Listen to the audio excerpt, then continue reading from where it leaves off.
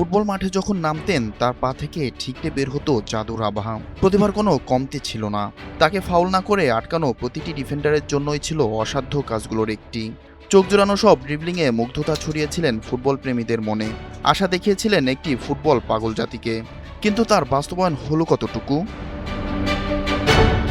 কার কথা বলছি নিশ্চয়ই বুঝে গিয়েছেন। তিনি ব্রাজিলিয়ান তারকা নেইমার দা সিলভা দস সান্তোস জুনিয়র। ফুটবলের দীর্ঘ ইতিহাসে কিছু নাম থাকে যারা কেবল মাঠে গোল করে না, বরং শিল্পের বুনন দিয়ে কোটি মানুষের হৃদস্পন্দনের গতি নিয়ন্ত্রণ করেন। নেইমার জুনিয়র সেই তালিকার এক অনন্য নাম, যার পায়ের ছন্দে মুগ্ধতা খুঁজে পায় বিশ্ব। বারবার চোটের কারণে সেই প্রতিভার পুরোটা বিকশিত হতে পারেনি। Optical brighter photo catalyst active granule সমৃদ্ধ বসুন্ধরা পাওয়ার ওয়াশ, ঝলমলে কাপড়ে ফুরফুরে মন।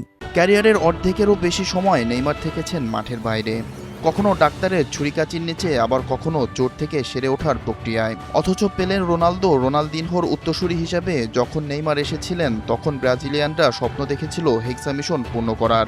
ড্রিবলিংয়ের সেই শৈলী, নিখুঁত পাস আর গোল করার সহজাত প্রতিভা সবে ছিল তার মধ্যে। কিন্তু ফুটবল ইতিহাসে নেইমার হয়ে রইলেন এক অভাগার যুবরাজ। 2014 সালে ঘরের মাঠের বিশ্বকাপে সেই মর্মান্তিক চোট, যা প্রায় তার ক্যারিয়ারকেই শেষ করে দিয়েছিল। এরপর প্রতিটি বিশ্বকাপেই যেন চোট আর দুর্ভাগ্য আঠার মতো লেগেছিল তার পেছনে। অঢেল প্রতিভা থাকলেও যখনই সাফল্যের শিখরে পৌঁছানোর সময় হয়েছে, নিয়তি তাকে বারবার টেনে ধরেছে।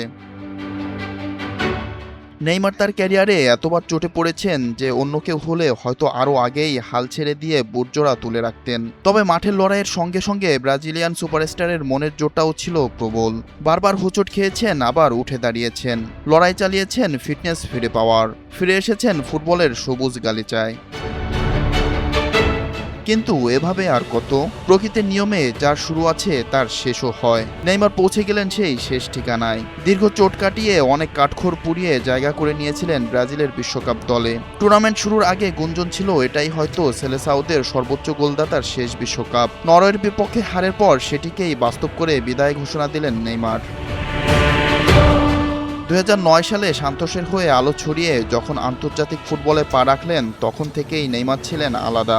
জাতীয় দলের জার্সি গায়ে জড়ানোর পর তিনি শুধু গোল করেননি, তিনি তৈরি করেছিলেন একের পর এক মাইলফলক। অল্প সময়ের উপস্থিতিতেও ব্রাজিল ফুটবলের ইতিহাসে নিজের নামটা খোদাই করে লিখে রেখেছেন নেইমার।